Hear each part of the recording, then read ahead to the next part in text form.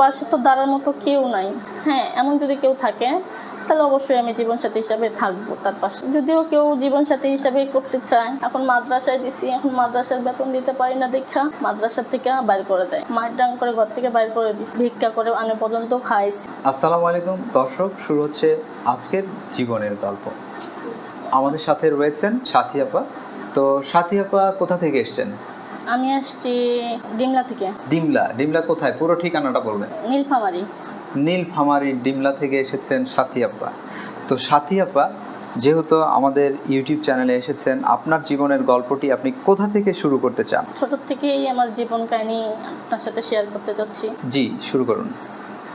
আমি যখন ছোট তখন আমার মা আরেকটা বিয়ে করে, তো আমার বাবা মারা গেছে। আমার মাও মানে অসুস্থ কারণে, চিকিৎসার কারণে মারা গেছে। আমি নানা নানির কাছে বড় হয়েছি। তো আমি যখন বাসা বাড়িতে কাজ করি, মানে দূরে ঢাকা যখন কাজ করি, তখন আমার নানা মারা গেছে। তো আমার একটা নানি আছে, ওই নানির কাছেই আমি মনে করেন যে ছোটোর থেকেই বড় হয়েছি। এমনও আছে আমাকে মানুষের দুয়ারে দুয়ারে ভিক্ষা করে আনে পর্যন্ত খাইছে, আর আমিও মানুষের বাসায় কাজ করছি। এটা কি ছোটোবেলায়? জি। আর ছোটো থেকেই কাজ করতে করতে, মানুষের বাসায় কাজ করতে করতে আমার বিয়ে হয়ে গেছে। তো আমার নানি মানে যৌতুকের টাকা দিতে পারে না, ওখান থেকে আমার ননদ, আমার শাশুড়ি, আমার শ্বশুর অনেক অত্যাচার করে। এইভাবেই মনে করেন যে অনেক বছর কাটে যায়। তো আমার দুটা বাচ্চা আছে, হ্যাঁ, এক ছেলে এক মেয়ে। ছেলের বয়স 9 বছর আর মেয়ে 3 বছর। ছেলেকে মাদ্রাসায় দিছি, মাদ্রাসায় পড়তেছে। তো মাদ্রাসায় বেতন দিতে পারি না, এই জন্য মনে করে মাদ্রাসার থেকে বাইর করে দিচ্ছে। আর আমার যখন বিয়ে হয়ে গেছিলো, আমি যখন শ্বশুরবাড়িতে ছিলাম, তখন আমার শাশুড়ি যৌতুকের টাকা দিতে পারে নাই, তখন অনেক মারধর করছে। করার পর তাও একটা মেয়ে কি চায় তার সংসারটা সহজে নষ্ট করার জন্য, তাও অত্যাচার সহ্য করে ছিলাম। তো একদিন হঠাৎ করে দেখতেছি আমার স্বামী আমাকে ডিভোর্স দিয়ে অন্য একটা মেয়েকে বিয়ে করে নিয়ে আসছে। সে আমাকে রাখবে না, মারডাং করে ঘর থেকে বাইর করে দিছে। তো আমার দুটা বাচ্চাকে নিয়ে আমি কই যাব? রাস্তায় রাস্তায় থাকতে হবে। তখন আমার বয়স্ক নানির কাছে গেছি। ওই নানি তখন আমাকে খাওয়াইতে পারে না ঠিক মতো, উনি তো ভিক্ষা করে খায়, তো আমাকে খাওয়াবো কীভাবে? তখন আমি মানুষের বাসায় কাজ করি। মানুষের বাসায় কাজ করতে করতে ছেলেটাকে বড় করছি।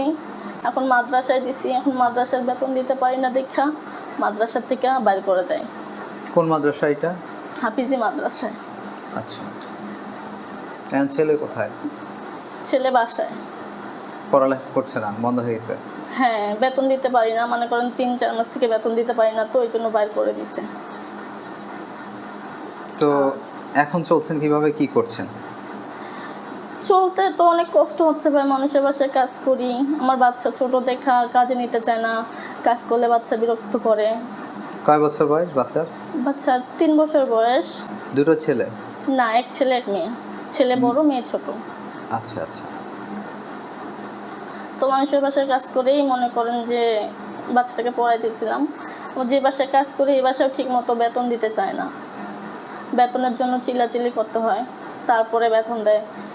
তারপরে এই বেতন দিয়ে আমি ঘর ভাড়া দিব না, খাবো না, বাচ্চাকে মাদ্রাসায় পড়াবো, হাফিজি বানাবো। তো আপনি তো বাংলাদেশে অনেক মিল, ইন্ডাস্ট্রি, ফ্যাক্টরি আছে, ভাইয়া আমার বাচ্চা করতে পারেন। ভাইয়া আমার বাচ্চা ছোট বাচ্চাকে কার কাছে রেখে যাব? আমার বাচ্চা যদি বড় হইতো তাও ছিল যে রেখে যাইতাম, কিন্তু অনেক ছোট, ওকে তো রাখে আমার পক্ষে কাজ করা সম্ভব না ঢাকায়। ছোট বাচ্চা এখন কোথায় যাবে না যাবে, এই জন্য। আর আমার নানি তো বয়স্ক, নিজেই চলতে পারে না, ভিড়াইতে পারে না। আচ্ছা, তাহলে ভবিষ্যৎ কি করছেন, কি চিন্তা করছেন, কি করতে চাচ্ছেন? ভাই, এমন যদি কেউ থাকে যে আমাকে একটু সহযোগিতা করতো, আমাকে একটু হেল্প করতো, আমার বাচ্চার হাফেজির টাকা দিত, মানে হাফেজি বানাইতাম, যদি কেউ টাকা টোকা দিত, কেউ যদি সাহায্য করতো আমার বাচ্চাদেরকে। টাকাটা কি আপনার হাতে দিবে না ডিরেক্ট মাদ্রাসায়? ওই মাদ্রাসায় কীভাবে দেবে? আমার ফোন নাম্বার আছে, আমার ফোন নাম্বারে দিলে আমি দিয়ে আসবো। মাদ্রাসায় দিলে হবে না?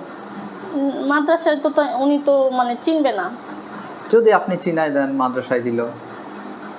আমি যদি চিনাই দেই, অনেকে আছে, অনেক হুজুরে আছে, তাদের ফোন নাম্বার তো দেয় না, আর আমি চিনাই দেবো কিভাবে?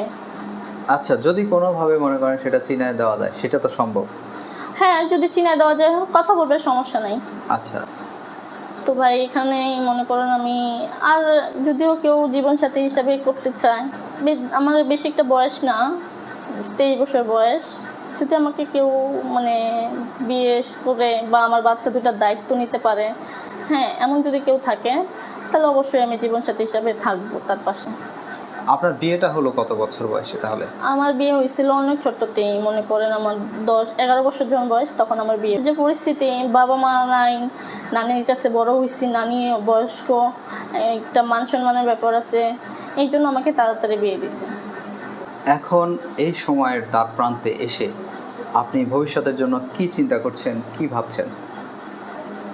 ভাই আমার ভবিষ্যতের কথা কি বলবো, ভবিষ্যতে মনে করেন আমার পাশে তো দাঁড়ার মতো কেউ নাই, আমি একাই সংসার চালাই, সংসার চালাতে তো অনেক কষ্ট হয়ে যায়। এই জন্য যদি কেউ আমার পাশে থাকতো, কেউ আমার পাশে দাঁড়াইতো, তাহলে ভবিষ্যতে মনে করেন যে একটু আগাইতে পারতাম।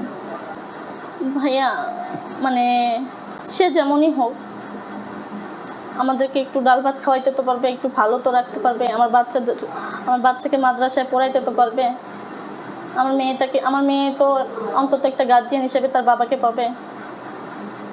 এটাই চাচ্ছেন? জি। আচ্ছা, যে জিনিসটা আপনি চাচ্ছেন একদম মন থেকে, সেই জিনিসটা একদম স্বল্প পরিসরে আমাদের যারা ভিউয়ার্স এবং দর্শক বন্ধুরা যারা দেখে এবং আমাদের ইউটিউব ভালোবাসে তাদের উদ্দেশ্যে প্লিজ বলবেন। ভাইয়া যারা আমাদের ইউটিউব দেখে, যারা আমাদেরকে দেখে, তাদের কাছে আমি রিকোয়েস্ট করতেছি ভাইয়া যে আমার 2টা বাচ্চা আছে, আমার 2টা বাচ্চাকে সহযোগিতা করিয়েন, হ্যাঁ, আমার পাশে একটু দাঁড়ান। আর আমার বাচ্চাকে আমি মাদ্রাসায় দিছি, হাফিজি পড়াবো, একটু আপনাদের সহযোগিতা হইলে তাকে আমি হাফিজি পড়াইতে পারবো। দেখেন, এই 10 মিনিট বা 5 মিনিটের কথা কিন্তু এটা জীবনের গল্প না, এটা হচ্ছে আপনার চাওয়া। আপনি অসুবিধায় আছেন, একটা অসহায় জীবনযাপন করছেন, সেটা একটা চাওয়া বা জাস্ট একটা মনের কষ্ট তুলে ধরা। এখানে জীবনের গল্প বলতে কিছু হচ্ছে না। তো যাই হোক, এনিওয়ে, তো যেটা হচ্ছে যে আপনাকে যদি কেউ সহযোগিতা করতে চায়, আপনার পাশে দাঁড়াতে চায়, আপনি যেমনটি বললেন আপনার হাত ধরতে চায় বা হচ্ছে যে আপনাকে বিয়ে করতে চায়, সেক্ষেত্রেও তো আপনাকে খুঁজে পেতে হবে, তাই না? তো অবশ্য ঠিক। কিভাবে খুঁজে পাবে আপনাকে? আমার ফোন নাম্বার দেব। দেখেন, ফোন নাম্বার দিয়ে তো শুধু হয় না, একটা ঠিকানা। না, আমার ফোন নাম্বার দেবো, আমার ঠিকানা মনে করেন ঠিকানা অনুযায়ী আসবে, আমি ঠিকানা দিব। ঠিকানাটা বলেন। আমার হচ্ছে ডিমলা আমাদের বাসা, নীলফামারী আমাদের জেলা, ডিমলা থানা আমাদের বাসা, হচ্ছে সুটিরহাট, এখানে গেলে আমাকে পাবে এই ঠিকানা অনুযায়ী। আচ্ছা, আপনার আর নাম হচ্ছে? আমার নাম হচ্ছে সাথী। আর আপনার বাবার নাম? আমার বাবার নাম হচ্ছে সক্কু। ওখানে এই নামে খুঁজলে আপনাকে পাবে? হ্যাঁ, অবশ্যই পাবে। আচ্ছা, এছাড়া আর কোনো যোগাযোগের মাধ্যম থাকলে সেটিও বলতে পারেন।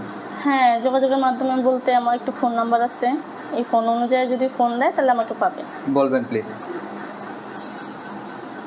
01791687764। সো সাথী আপা, আরও কিছু বলতে চান আমাদের ইউটিউব চ্যানেলের মাধ্যমে বা ফেসবুক পেজের মাধ্যমে?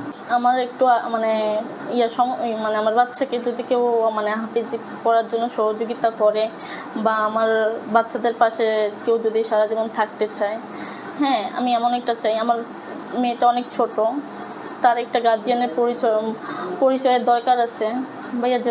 যেহেতু কেউ আমাকে বিয়ে করতে চায় তাহলে আমার ফোন নাম্বার আছে, এই অনুযায়ী ফোন দিবে, আমার সাথে যোগাযোগ করবে। এটাই চাচ্ছেন, এটাই আপনার চাওয়া? জি ভাইয়া। সো সাথী আপা, ভালো থাকবেন। আপনি যেমনটি চাচ্ছেন তেমনটি যেন খুব সহজেই পেয়ে যান। প্রিয় দর্শক, আমরাও বলি ধর্ম বর্ণ নির্বিশেষে মানুষ মানুষের জন্য।